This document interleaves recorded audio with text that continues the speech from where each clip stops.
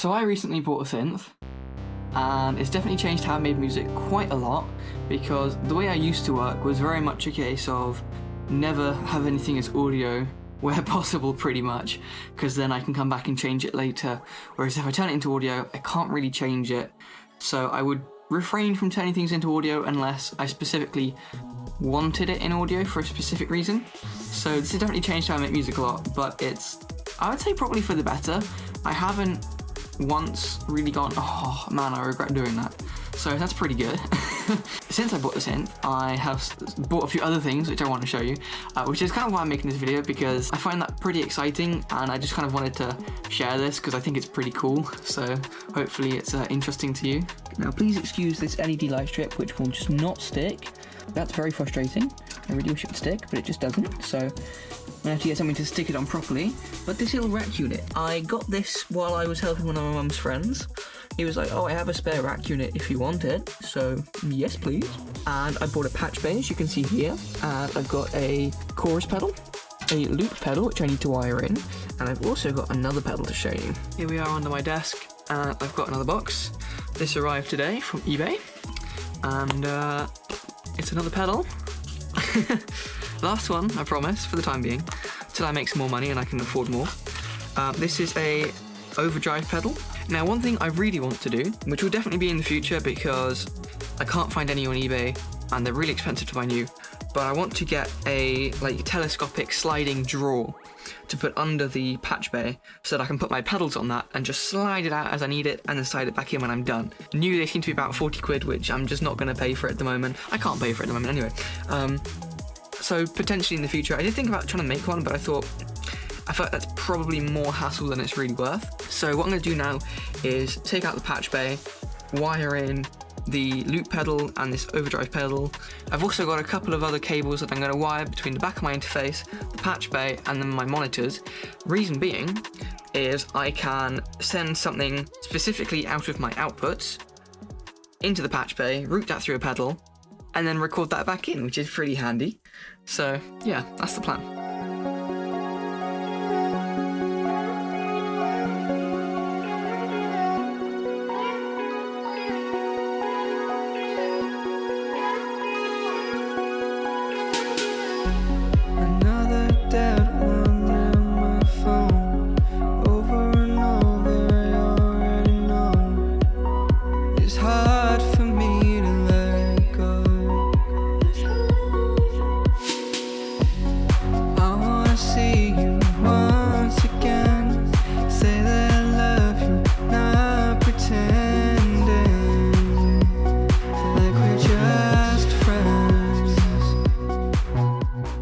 Right, so just when I thought it was done, slight problem. Not only was it really dark, so you probably didn't see anything. These cables I've got from Sonic Gate, they're great, but they've got right angle connectors, which is not so great for the back of a patch bay. So what I think I'm going to do, I'm going to take the unit out again, and I'm going to space each pedal one jack apart, and that should be a bit easier. I will get a light out, and then I will take this out and rewire it.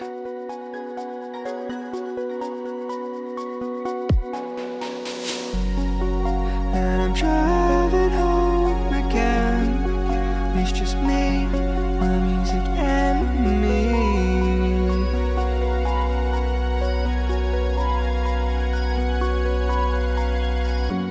Another dead one in my phone. Too many answers left You can see this is why I want a drawer here, because at the moment I'm just sort of having to pull these out and then push them back in, which is kind of a little inconvenient. This is I was going to say it was a Signex, but I reckon it's probably pronounced Sinex patch bay. This is one of their cheaper patch bays. Again, second-hand, along with most of my stuff really. All these pedals are second-hand. There's a power strip at the top where I've got this LED strip, which, as you can see, does not stay attached.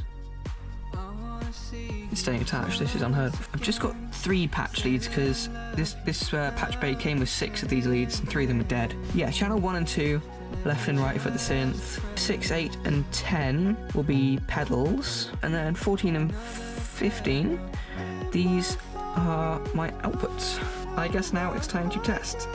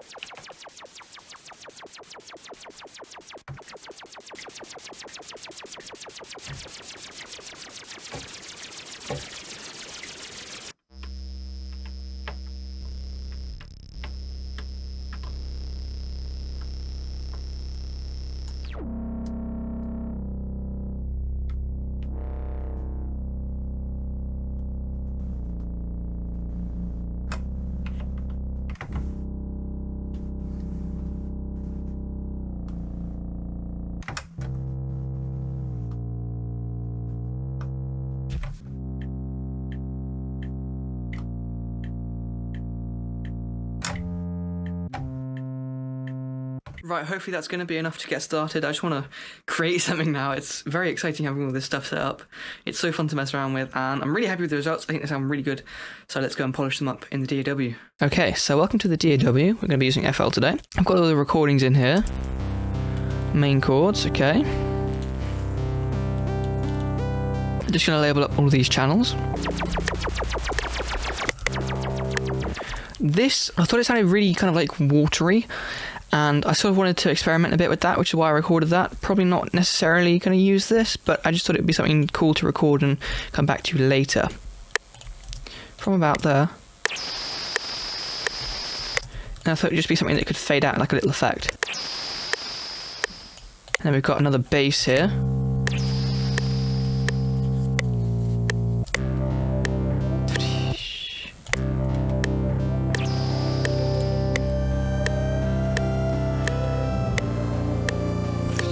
Maybe I'll put it there actually instead.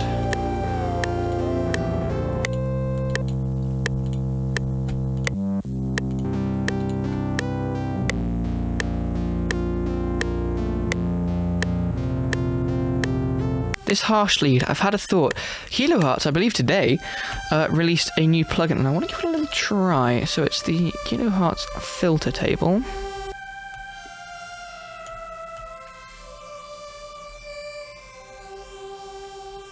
That's pretty cool. This reminds me an awful lot of MorphEQ, to be fair.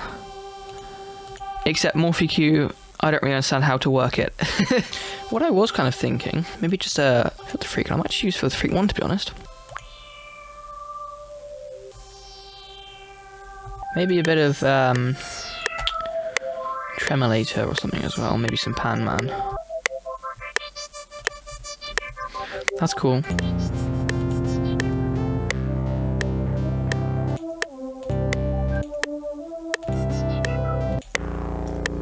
Maybe I'll save this for the second half.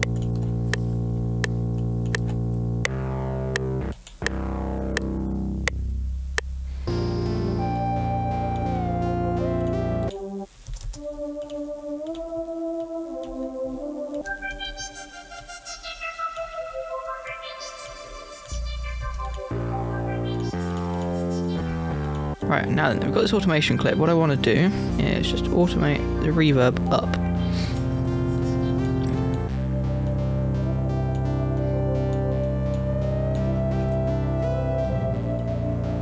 And then it just fades out so smoothly.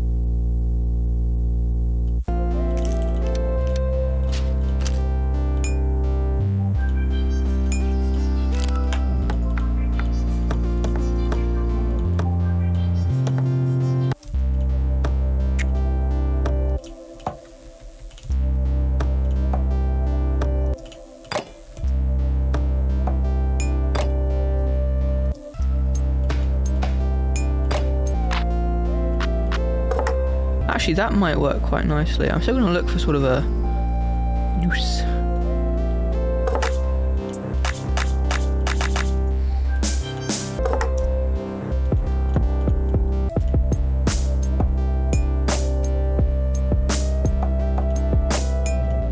gonna layer this, but we're gonna shift it again.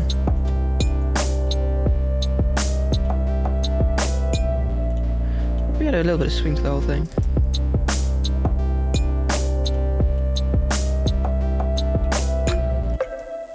Now what I'm gonna do is make a drum bus. I'm gonna route to this track only, and what I'm probably gonna do, little tip here, I found the easiest way is to dock it to the left. Saves you accidentally sidechaining it to something instead of routing it. Right, and because I'm an idiot and had my face covering the routing, here's a little clip of what I mean. And it also means you don't get rid of any sidechains that you already have set up as well. I'm going to leave that separate, and I'm going to put that over there. I'm going to unroute the kick because I want that separate, and I'm also going to set the kick next to the rattle. Now on the drum bus, here's the source. Send that to the reverb. Make sure your reverb is EQ'd. That's a good one. Definitely want to cut the lows and you want to tame the highs a bit. I'll adjust that in a moment. This is where you can... It's too loud. Add effects to everything. And putting it through reverb, putting drums through reverb just makes it sound so much better. Like only a little bit of reverb, but a bit of reverb. And I'm thinking, I might go with RC20. I've not used this in a while, but it's got some really nice distortion in it. And this actually kind of works with quite a lot, but I'm thinking only a little bit's probably best. I'm just gonna fill everything in right now, but I don't want everything in. Definitely not the hats or the kick. On the topic of the kick, I'm gonna grab out a shaper box and do some sidechain.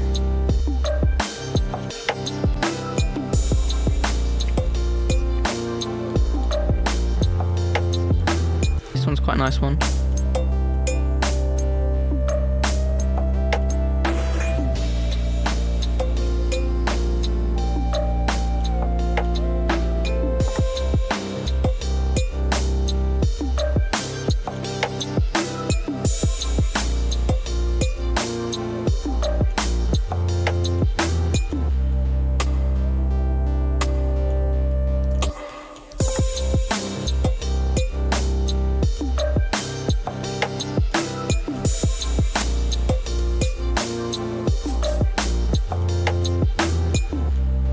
And yeah, the reverb's just a bit too much high end.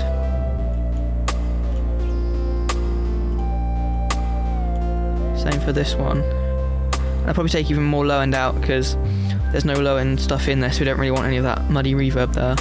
I was thinking on the snare, a phaser or flanger would be pretty cool. What about Fruity Flangus? I've not used that in forever, but I seem to remember that was pretty fun. Actually, I want to take that high end back. And I might compress this a bit.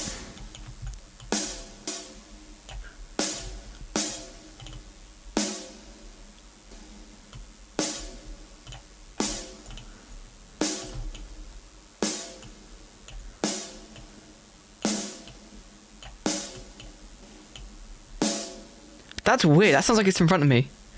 And that sounds like it's behind me. That's so cool.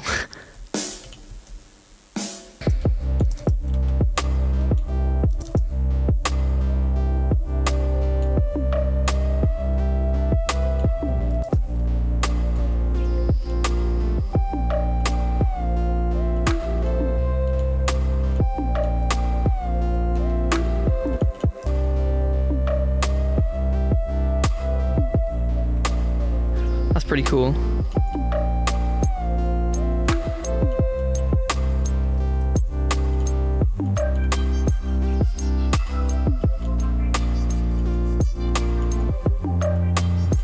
Just taking that higher the tad. I'm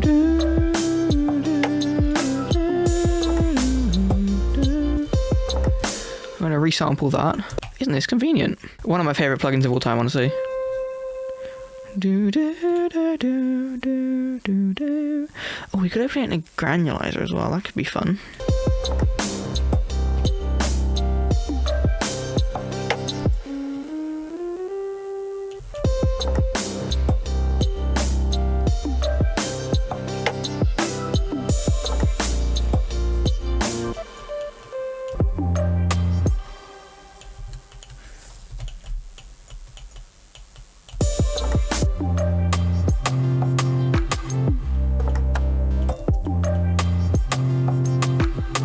wondering if there's anything I can do to sort of like make some sort of impact for the chorus. So let's make unique a song.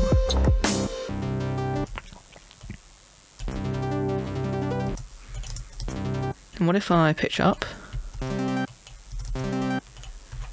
And then new channel, so 35. Drench it in reverb.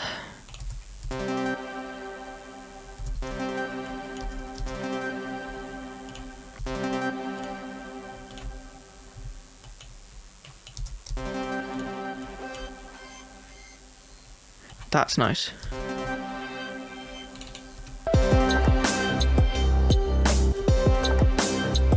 Let's also send this to another delay, and then I want a crystallizer, and we're going to pitch this up.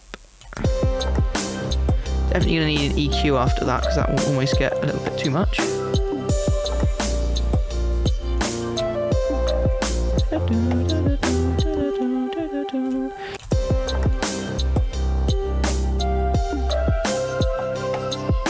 Oh, heaven. See what I'm saying? Drive that.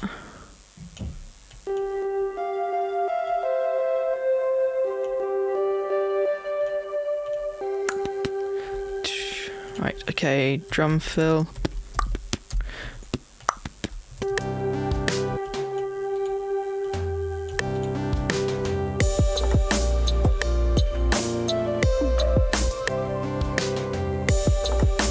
And then I want to put some satin on this. I might add a side actually as well.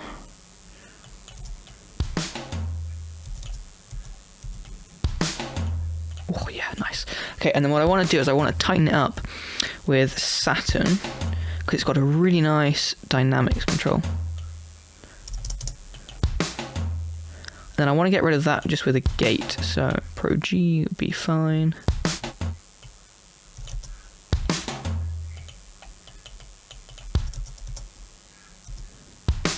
I'm gonna get rid of that low rumble there.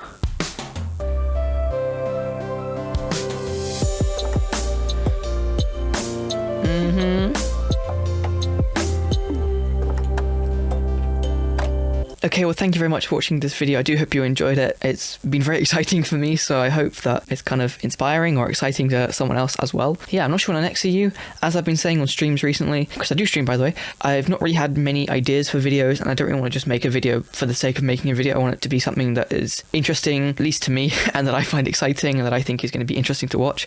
So yeah, that's kind of why I've been a bit absent. So yeah, thank you very much for watching. Do hope you enjoyed today's video. Peace out and I'll catch you next time. Goodbye. Right, and before you ask, yes, it's a Halloween hoodie. No, I don't care. I bought this in November, so I'm going to wear it in November. Okay? We're not having anyone saying, Miles, it's past Halloween. I don't care if it's the 14th of November. I'm wearing it.